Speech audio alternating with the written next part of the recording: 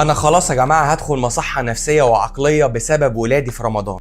تعالى، ده في بلاوي. زين وكندا لو مش اخوات مش هيعملوا في بعض كده، مستحيل. من اول رمضان وكل واحد بقى يحب مسلسلات معينه وبرامج معينه عشان يتفرجوا عليها، وفي الاغلب مواعيد المسلسلات والبرامج بتبقى في نفس الوقت. يعني مثلا هقول لكم، وقت الفطار زين بيحب يتفرج على رامز، وكندا بتحب تتفرج على الكبير. ومن قبل الفطار يا جماعه وهم في خناق، زين رامز وكندا الكبير، رامز الكبير، رامز الكبير، رامز الكبير، وانا في النص عمال اسكت فيهم. رامز الكبير، رامز الكبير، رامز الكبير. يا ولاد كفايه ابوس ايديكم، اقسم بالله المسلسلات والبرامج بيتعادوا. اتفرجوا على الاعاده يا ولاد، ايه المشكله يعني؟ هما الاتنين. لا لا لا لا. يا رب صبرني. زين انا بحب اتفرج على رامز ساعه الفطار، ماليش فيه. كندا وانا بحب اتفرج على الكبير ساعه الفطار، ماليش فيه. وانا اقول لهم ها خلصتوا خناق؟ اقول لكم على حاجه بقى، انا هقفل التلفزيون اصلا خالص ساعه الفطار، ايه رايكم؟ وهنا بقى نبدا مسلسل العياط. زين انا عايز اتفرج